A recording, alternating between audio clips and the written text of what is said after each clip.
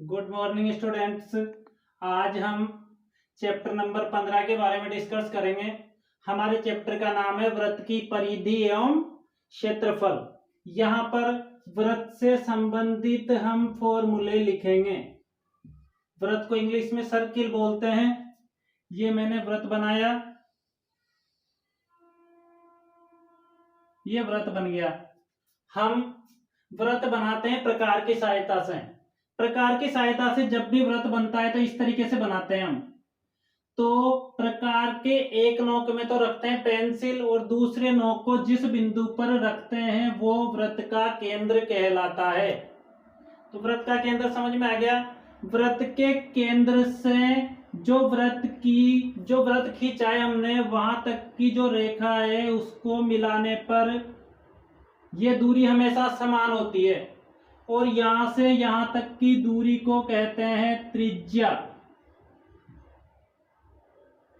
यहां से यहां तक की दूरी को क्या कहते हैं? त्रिज्या। और यदि इस बिंदु से इस रेखा को यहां तक भी मिला दिया जाए तो ये भी क्या होगी? त्रिज्या। ठीक है, दो त्रिज्याएं जब मिल जाती है तो वो कहलाता है व्यास। ठीक है, अब यहां पर हम फॉर्मूले लिखेंगे। सबसे पहले मैंने लिखा यहां पर त्रिज्या, और त्रिज्या को इंग्लिश में आर के नाम से जानते हैं। ठीक है, इसके बाद व्यास।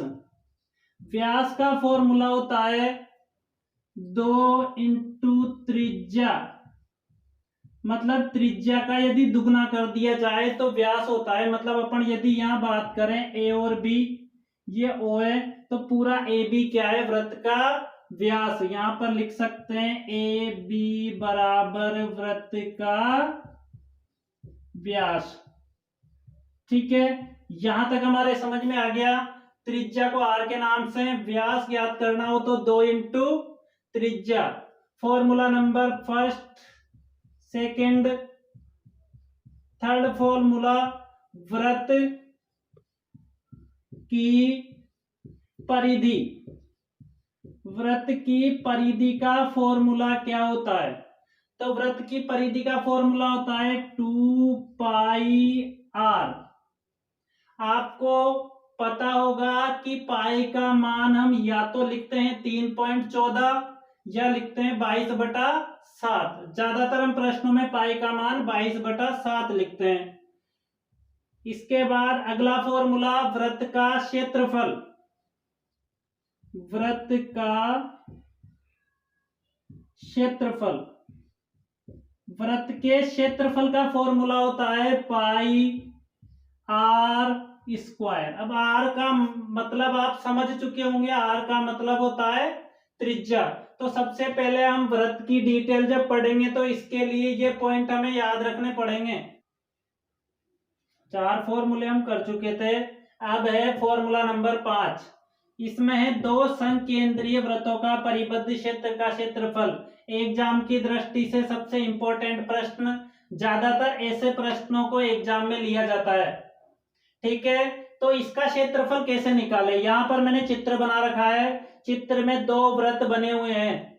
ठीक है, एक तो ये बाहर वाला बड़ा वृत्त और एक अंदर वाला छोटा वृत्त।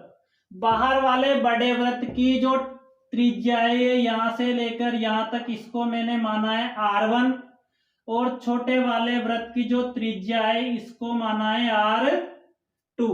हमको पता है वृत्त का क्षेत्रफल क्या होता है? वृत्त का क्षेत्रफल होता है पाई आर स्क्वायर। वृत्त का क्षेत्रफल क्या होता है? पाई आर स्क्वायर। अब हमने यहाँ पर परिबद्ध क्षेत्र का क्षेत्रफल यही होता है कि बड़े वृत्त के क्षेत्रफल में से छोटे वृत्त के क्षेत्रफल को यदि घटा दिया जाए तो परिबद्ध क्षेत्र का क्षेत्रफल आ जाता है।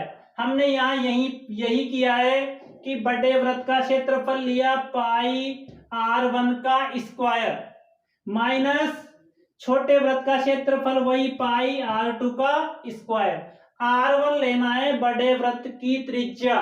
कभी भी R1 और R2 में कंफ्यूज नहीं होना है। R1 लेंगे बड़े वृत्त की त्रिज्या और R2 लेंगे छोटे वृत्त की त्रिज्या, यहां पर हमने ये फॉर्मूला लगाया, दोनों में हमने देखा कि पाई यहां पर भी है, पाई यहां पर भी है, तो हमने पाई को ले लिया कॉमन। फिर कोष्टक में यहां पर तो R1 बचा, माइनस का चिन्ह ऐसे कैसे रखा, फिर R2 बचा, इनका स्क्वायर ऐसे कैसे लिख दिया। तो एग्जाम में हमें केवल इतना ही याद रखना है, ये फॉर्मूला लगाकर आंसर सोल्व कर देंगे हम प्रश्न को। अब इसके बाद में कुछ नोट में 2 पॉइंट और है, इनको सीखेंगे हम। यहां पर हमको दे रखा है कि किसी पहिए द्वारा एक बार घूमने पर तय की गई दूरी, जैसे मैंने ये वृत्त बनाया, यहां पर मैंने यहां से स्टार्ट किया वृत्त को, और यहां से, जैसे कई बार प्रश्न में आएगा कि एक वृत्ताकार मैदान, वृत्ताकार मैदान में हम जैसे यहां से चलना स्टार्ट करते हैं और घूम करके उसके चारों तरफ चक्कर लगाकर वापस यहां ही आते हैं ना, वृत्ताकार में तो उसी जगह पर आना पड़ेगा, और उसी जगह पर आने पर, उसी पॉइंट पर आने पर उसको जो तय की गई दूरी हमारी किसके बराबर होती है, वृत्त की परिधि के बराबर होती है। तो इस तरीके से हम वृत्त की परिधि निकाल, उन फॉर्मूलों को अब हम एग्जाम्पल के माध्यम से समझेंगे। एग्जाम्पल नंबर 1 देखो, निम्नलिखित वृत्तों की त्रिज्याएं ज्ञात कीजिए, जबकि फर्स्ट पॉइंट वृत्त की परिधि 132 सेंटीमीटर, सेकंड पॉइंट वृत्त की परिधि 176 सेंटीमीटर। मतलब हमें वृत्त की परिधि का मान दिया हुआ है और हमें त्रिज्या ज्ञात करनी, त्रिज्या को R के नाम से जानते हैं। यहां पर फर्स्ट पॉइंट सोल्व करेंगे पहले हम। फर्स्ट पॉइंट में वृत्त की परिधि कितनी दे रखी है, 132 सेंटीमीटर। पहले फॉर्मूला लगाएंगे, वृत्त की परिधि, वृत्त की परिधि बराबर 2 पाई R, फॉर्मूला लगा दिया। अब फॉर्मूला के हिसाब से जो दिया हुआ है उसका मान रख देंगे। वृत्त की परिधि कितनी दे रखी है, 132, तो हमने यहां पर लिख दिया 132 बराबर 2 को ऐसे कैसे लिख देंगे, 2 और पाई के बीच में कुछ भी चिन्ह नहीं होता है तो वहां पर मल्टीप्लाई का चिन्ह मानते हैं, और यहां पर मल्टीप्लाई का चिन्ह लगा देंगे। पाई का मान हम बता चुके हैं, पाई का मान होता है 22/7।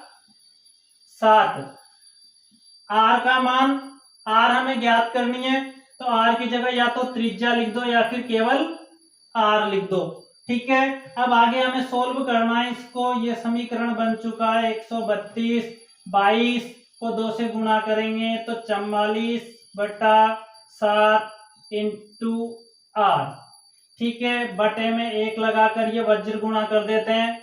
पहले 132 को मल्टीप्लाई करेंगे 7 से, बराबर 44 इंटू आर। जब हम आर का मान निकालेंगे तो 132 इंटू 7/44।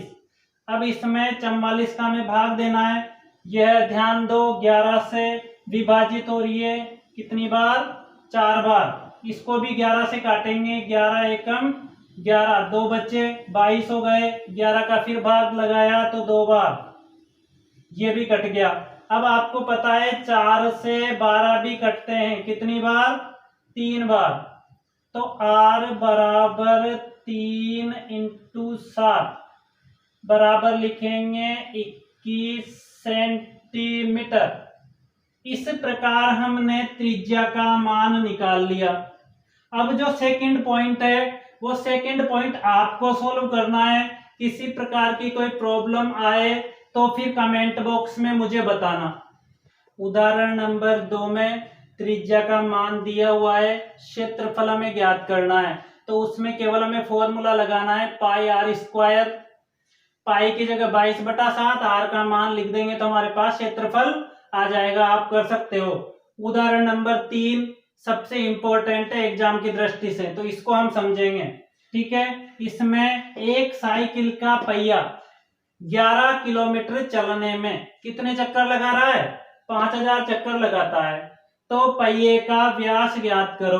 अब व्यास हम तब ज्ञात कर सकते हैं जब हमारे पास त्रिज्या का मान आए। यदि हमारे पास त्रिज्या का मान आ जाता है तो हम फिर व्यास ज्ञात कर सकते हैं। तो इसके लिए ये वाला फॉर्मूला काम में आएगा।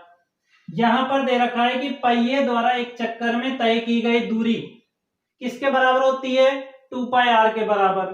तो ये दूरी, इसका फॉर्मूला है चली गई कुल दूरी बटा कुल चक्करों की संख्या।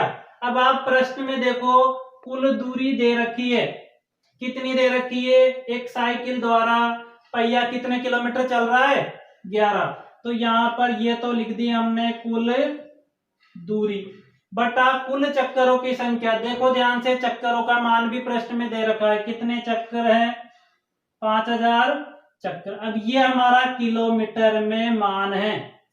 इस मान को जब हम मीटर में बदलते हैं तो 11 को 1000 से गुणा करते हैं बटा 5000, ये हमारा मीटर में मान आया है।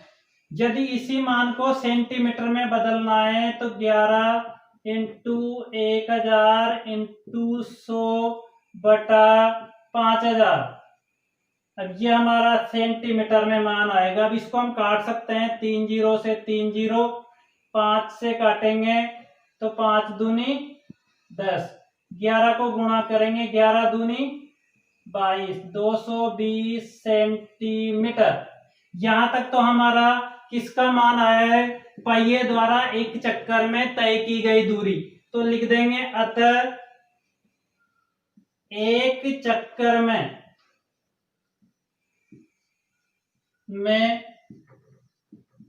तय की गई दूरी बराबर होती है 2πr, और इसका मान कितना है, 220 सेंटीमीटर। अब जब हमारे पास 2πr का मान आ गया है तो उदाहरण नंबर 1 की तरह हम r का मान निकाल सकते हैं, और r का मान निकालने के बाद में हम व्यास का मान निकाल सकते हैं। यहाँ पर 2πr का मान आ चुका है 220 सेंटीमीटर। तो अब हम पहले r का मान निकालना पड़ेगा, फिर जाके व्यास का मान ज्ञात होगा। तो 2π की जगह पाई का मान रख देंगे 22/7। r का मान नहीं है, परिधि का मान दिया हुआ है, कितना है, 220।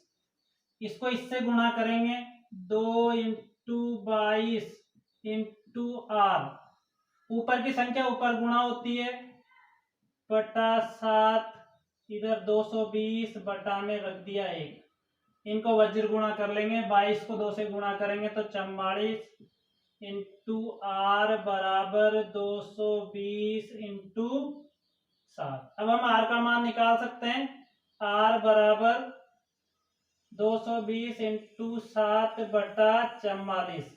अब आप ध्यान दो, 11 से विभाजित हो रहा है, 11 से 44 में भाग जाता है 4 बार, 11 का भाग देंगे तो 11 दूनी 22, 20 बार। 20 को हम 7 से गुणा करेंगे तो यहाँ पर आ जाएगा 7 दूनी 14, 140 बटा का चिन्ह लगाएंगे और 4 को नीचे लिख देंगे। 4 से फिर इसको विभाजित करेंगे तो 4 तिया 12, फिर बचे 2, 20 हो गए, फिर 4 का भाग देंगे तो 5 बार। तो r का मान हमारा कितना आ गया, 35 सेंटीमीटर। अब हम व्यास का मान निकाल सकते हैं, फॉर्मूला बता रखा है, व्यास बराबर 2 इंटू त्रिज्या, ठीक है। तो 2 इंटू त्रिज्या का मान हमारे पास कितना आ गया, 35। तो यहां पर लिख देंगे 35, 2 को गुणा करेंगे 35 से तो आ जाएगा 70, यहां पर 70 सेंटीमीटर। यहां पर लिखेंगे अतः व्यास बराबर 70 सेंटीमीटर। यहां तक हमने एग्जाम्पल सीखे। इसके बाद नेक्स्ट वीडियो में 15.1 के प्रश्न सोल्व करेंगे। आपका होमवर्क सारे फॉर्मूले याद करने हैं, और जितने भी इसके एग्जाम्पल है 3 तक जो मैंने होमवर्क में आपको सोल्व करने के लिए बोला है वो आपको सोल्व करने हैं। किसी प्रकार की कोई प्रॉब्लम आए तो आप कमेंट बॉक्स में कमेंट करके मुझे बताएं। आप लोगों ने हमारे चैनल को सब्सक्राइब नहीं किया हो तो सब्सक्राइब कीजिए और बेल आइकन पर क्लिक कीजिए, इससे सबसे पहले हमारी वीडियो आपको मिलेगी।